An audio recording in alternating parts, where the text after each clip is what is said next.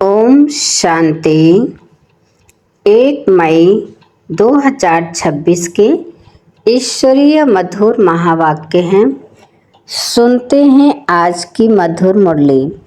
बाबा ने कहा, मीठे बच्चे, तुमने रावण की मत पर बाप की ग्लानि की तो भारत कौड़ी तुल्य बना। अब उसे पहचान कर याद करो तो धनवान बन जाएंगे।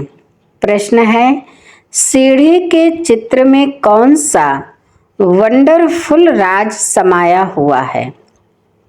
उत्तर है, आधा कल्प है भक्ति की डांस और आधा कल्प है ज्ञान की डांस। जब भक्ति की डांस होती है तो ज्ञान की नहीं, और जब ज्ञान की होती तो भक्ति की नहीं। आधा कल्प रावण की प्रारब्ध चलती और आधा कल्प तुम बच्चे प्रारब्ध भोगते हो। यह गुह्य राज सीढ़ी के चित्र में समाया हुआ है। गीत है ओम नमो शिवाय। ओम शांति। बाप बैठ समझाते हैं, भक्ति मार्ग में बहुत ही भक्ति की डांस की, ज्ञान के डांस नहीं की। भक्ति की डांस जब होती है तो ज्ञान की नहीं, जब ज्ञान की होती है तो भक्ति की नहीं, क्योंकि भक्ति की डांस उतरती कला में ले जाती है। सतयुग त्रेता में भक्ति होती नहीं, भक्ति शुरू होती है द्वापर से। जब भक्ति शुरू होती है तो ज्ञान की प्रारब्ध पूरी हो जाती है, फिर उतरती कला होती है। कैसे उतरते हैं सो बाप बैठ समझाते हैं। मैं कल्प कल्प आकर बच्चों को कहता हूँ, तुम बच्चों ने हमारी बहुत ही ग्लानि कर दी है। जब जब भारत में इस आदि सनातन देवी देवता धर्म की बहुत ग्लानि होती है, तब मैं आता हूँ। ग्लानि किसको कहा जाता है वह भी समझाते हैं। बाप कहते हैं, मैं विकारी नरकवासी भारत को आकर कल्प कल्प स्वर्गवासी बनाता हूँ। तुम मेरी ग्लानि आसुरी मत पर करने के कारण कितने कंगाल बन गए हो। राम राज्य था, अभी है रावण राज्य, जिसको हार और जीत दिन और रात कहा जाता है। अब विचार करो, मैं कब आऊं? जिन्हों को राज्य दिया वही राज्य गंवा बैठे हैं। हिसाब किताब तो सारा समझाया ही है।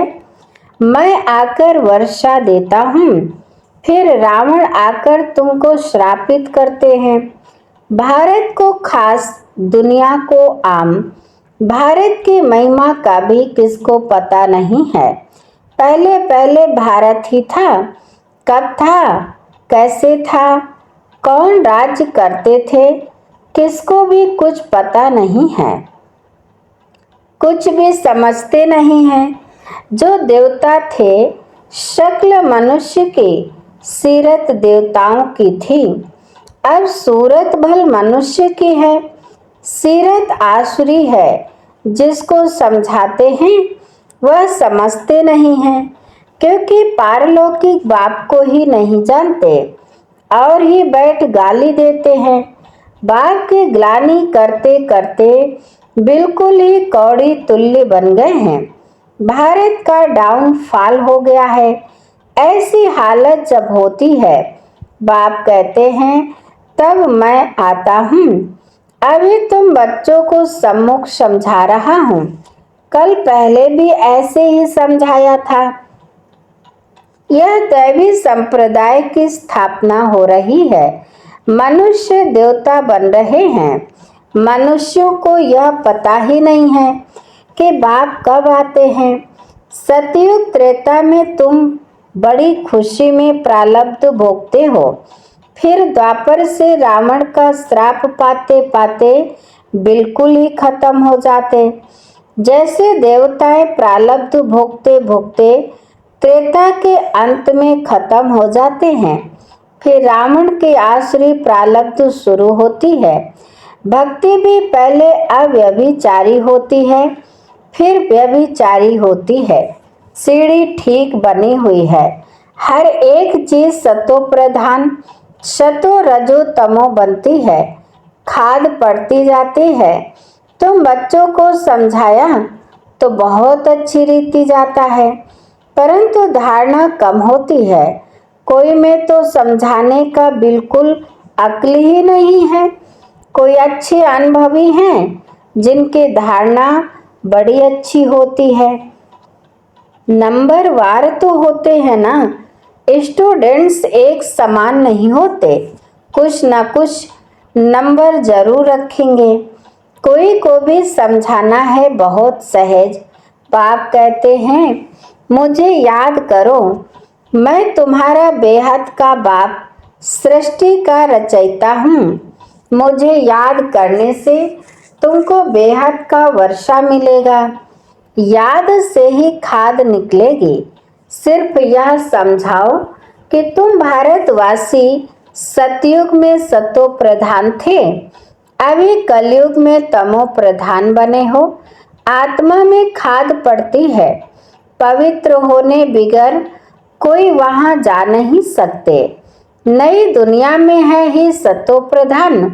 कपड़ा नया है तो कहेंगे सतो प्रधान, फिर पुराना तमो प्रधान हो जाता है। अभी सबका कपड़ा फटने लायक है। सब जर्जरी भूत अवस्था को पाए हुए हैं। जो विश्व के मालिक थे वही बिल्कुल गरीब बने हैं, फिर उनको ही साहूकार बनना है। इन बातों को मनुष्य नहीं जानते। भारत स्वर्ग था, इन लक्ष्मी नारायण का राज्य था, और सब धर्म वाले तो बाद में आए हैं। बाप तुमको रियल बात बैठ समझाते हैं। गीता का देखो कितना मान है। पढ़ते पढ़ते बिल्कुल ही नीचे गिर गए हैं, तब पुकारते हैं हे पतित पावन आओ। हम भ्रष्टाचारी बन गए हैं। सद्गति तो भगवान ही दे सकते हैं। बाकी शास्त्रों में तो सब है भक्ति मार्ग, तुम्हारी बुद्धि में बैठा हुआ है। हम बाबा के ज्ञान से देवता बनते हैं। अब सारी दुनिया से वैरागी है। सन्यासी भी भक्ति करते हैं, गंगा स्नान आदि करते हैं ना। भक्ति भी शतो प्रधान, फिर रजो तमो होती है। यह भी ऐसे है। आधा कल ब्रह्मा का दिन और आधा कल्प रात गाई जाती है। ब्रह्मा के साथ जरूर ब्राह्मणों का भी होगा। तुम अभी दिन में जाते हो, भक्ति की रात पूरी होती है। भक्ति में तो बहुत दुख है, उनको रात कहा जाता है। अंधेरे में धक्के खाते रहते हैं भगवान से मिलने के लिए। भक्ति मार्ग में सद्गति देने वाला कोई होता नहीं। तुम्हारे सिवाय कोई भी यथार्थ रीति भगवान को नहीं जानते हैं। आत्मा भी बिंदी, परमात्मा भी बिंदी है। यह बात कोई भी समझ ना सके। परमात्मा ही स्वयं आकर ब्रह्मा तन से समझाते हैं। उन्होंने फिर भागीरथ बैल के रूप में दिखाया है। अब बैल की तो बात ही नहीं है। बाप सब बातें अच्छी रीति समझाते हैं, परंतु किसकी बुद्धि में पूरी रीति बैठता नहीं। बाप बैठ समझाते हैं, बच्चे मैं तुम आत्माओं का बाप हूँ। तुम मुझे याद करो और वर्षे को याद करो तो तुम्हारे विकर्म विनाश होंगे। फिर भी कहते हो भूल जाते हैं। वाह, ऐसे साजन व बाप को भूलना चाहिए। स्त्री पति को अथवा बच्चे कभी बाप को भूलते हैं क्या? यहाँ तुम क्यों भूलते हो? कहते भी हो बाबा आप हमको स्वर्ग का मालिक बना रहे हैं, फिर भी भूल जाता हूँ। बाप कहते हैं याद नहीं करेंगे तो अंदर जो कट चढ़ी है वह कैसे निकलेगी। मुख्य बात है ही याद की अपना कोई दूसरे धर्म से ताल्लुक नहीं है। स्कूल में तो हिस्ट्री ज्योग्राफी समझाते हो, कोई तो बिल्कुल समझते नहीं। बाप पढ़ाते हैं या बुद्धि में बैठता नहीं है। अच्छा बाप और वर्षा तो याद करो कि यह भी भूल जाते हो। जिसके लिए आधा कल्प से भक्ति करते आए उस बाबा को याद नहीं करते। तुम बच्चों की बुद्धि में है। अब हम यह शरीर छोड़ राजाई में जाएंगे। यह अंतिम जन्म है। सूक्ष्म वतन में उनके फीचर्स तो वही देखते हो, बैकुंठ में भी देखते हो।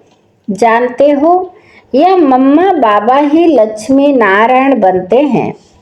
तुम जब सतयुग में रहते हो तो समझते हो कि यह एक शरीर छोड़ दूसरा लेना है। वहाँ उनको यह पता नहीं रहता कि सतयुग के बाद त्रेता आएगा, द्वापर आएगा। हम उतरते जाएंगे।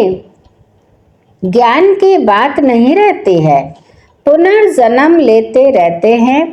वहाँ आत्माभिमानी रहते हैं।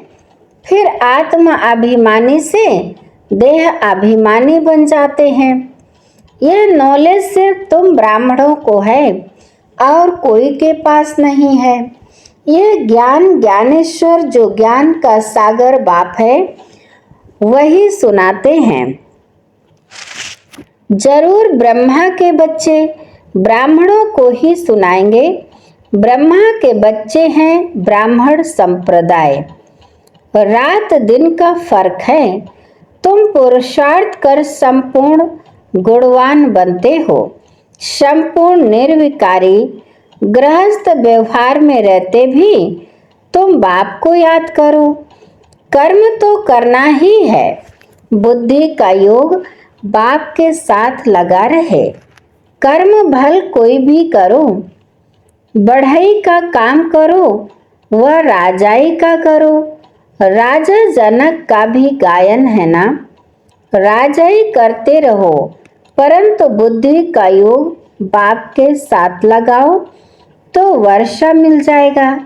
बाप कहते हैं मन मना भव माँ में कम याद करो। शिव बाबा कहते हैं सिर्फ शिव कहने से लिंग याद आएगा और तो सबके शरीर का नाम लिया जाता है। पार्ट शरीर से बजाते हैं। अभी तुमको आत्मा अभिमानी बनाया जाता है जो आधा कल्प चलता है। इस समय सभी हैं देह अभिमान में, वहाँ आत्मा अभिमानी होंगे।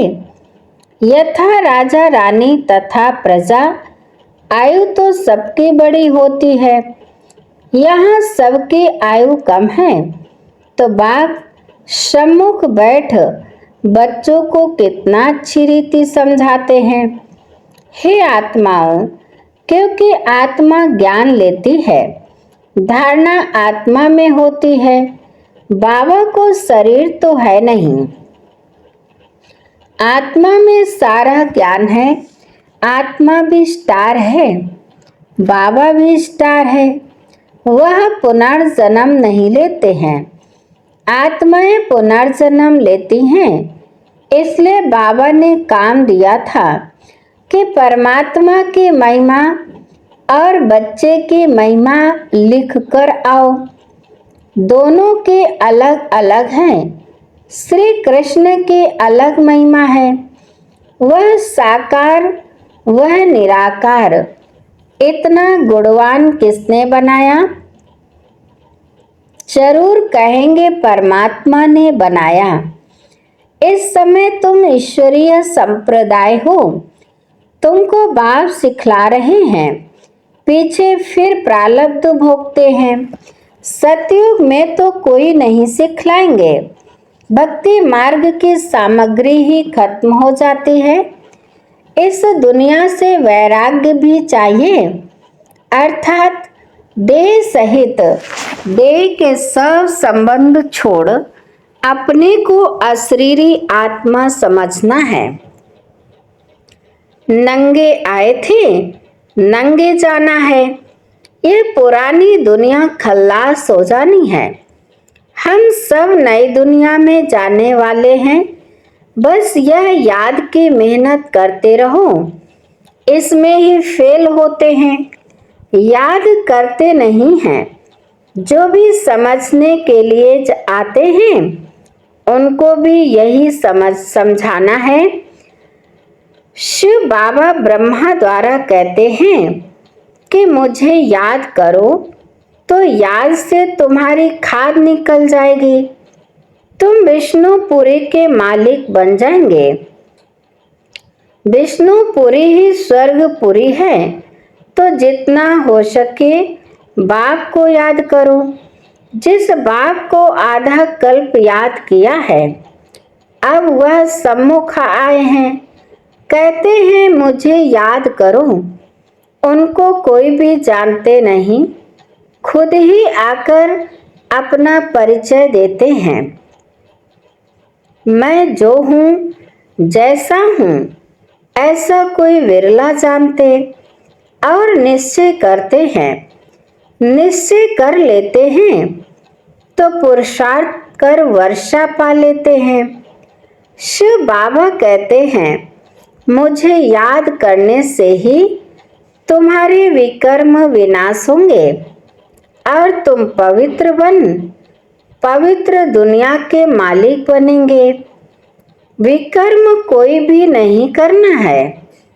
अच्छा, बाप दादा बच्चों से नमस्ते करते हैं। मीठे मीठे शिकिल दे बच्चों प्रति माता पिता बाप दादा का याद प्यार और गुड मॉर्निंग। रूहानी बाप के रूहानी बच्चों को नमस्ते। हम रूहानी बच्चों की रूहानी माता पिता बाप दादा को याद प्यार और नमस्ते नमस्ते नमस्ते, गुड मॉर्निंग, शुक्रिया बाप दादा। धारणा के लिए मुख्य सार नंबर 1, पुरुषार्थ कर संपूर्ण गुणवान बनना है। कर्म कोई भी हो, लेकिन बाप की याद में रहकर करना है। कोई भी विकर्म नहीं करना है। नंबर 2, यह पुराना कपड़ा शरीर जर्जरी भूत है, इससे ममत्व निकाल देना है। आत्मा को शतो प्रधान बनाने का पूरा पुरुषार्थ करना है।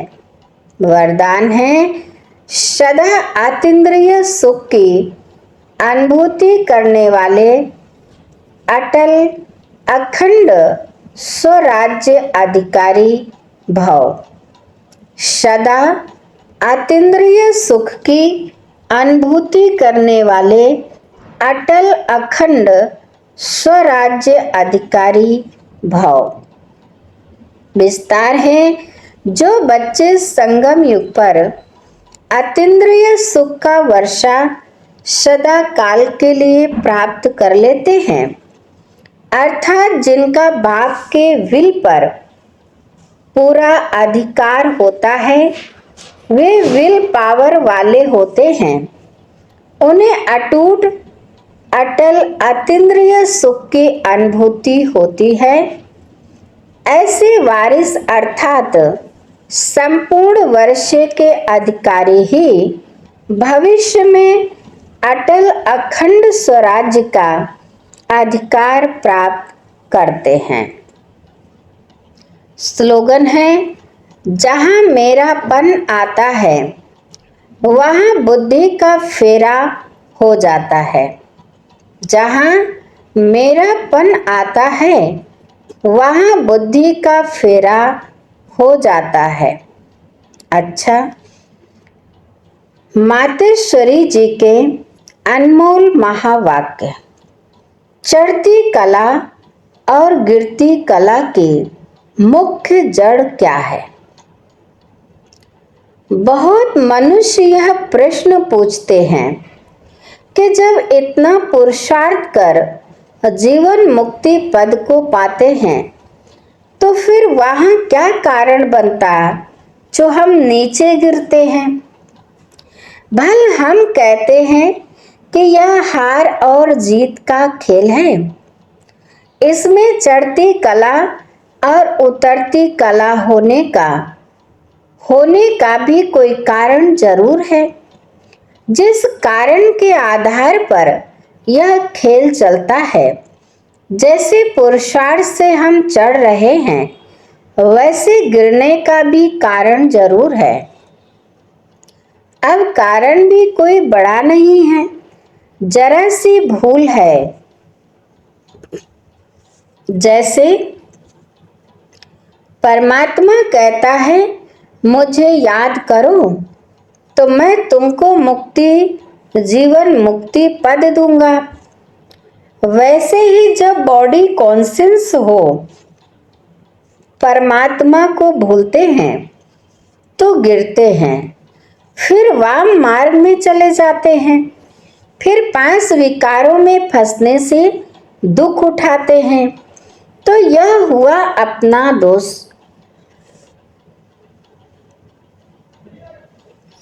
ना कि रचता का दोष है। जो लोग कहते हैं दुख सुख परमात्मा ही देता है, यह कहना बिल्कुल रॉन्ग है। बाबा सुख रचता है, ना कि दुख रचता। बाकी हम श्रेष्ठ कर्म से सुख उठाते हैं और भ्रष्ट कर्म से दुख भोगते हैं।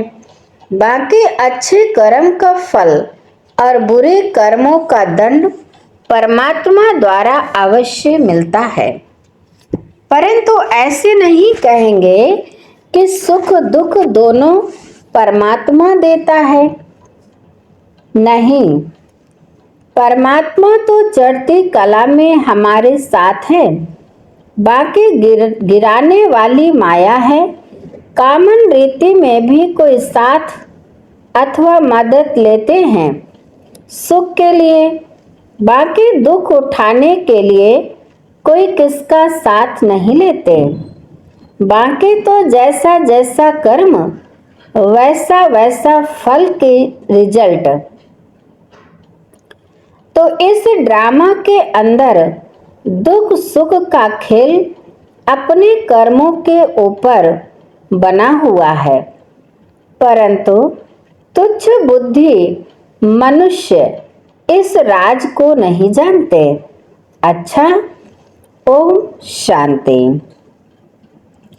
तो आज की मुरली के सुनते हैं अव्यक्त इशारे। सदा अचल अडोल एक रस स्थिति का अनुभव करो। समय प्रमाण अब सदा अचल अडोल सर्व खजानों से संपन्न रहो। थोड़ा भी डगमग हुए तो सर्व खजानों का अनुभव नहीं होगा। बाप द्वारा मिले हुए खजानों को सदा कायम रखने का साधन है सदा अचल अडोल रहना। अचल रहने से सदा ही खुशी की अनुभूति होती रहेगी। जैसे विनाशी धन नाम मान शान कुर्सी आदि मिलती है तो खुशी होती है ना, यह तो अविनाशी खुशी है, लेकिन यह खुशी उसे रहेगी जो अचल अडोल एक रस स्थिति में रहेंगे। अच्छा, आज की मुरली यहीं पर समाप्त होती है। मीठे मीठे प्यारे प्यारे बाप दादा को दिल से बहुत बहुत शुक्रिया। आप सभी महान आत्माओं को भी दिल से शुक्रिया। ओम शांति शांति।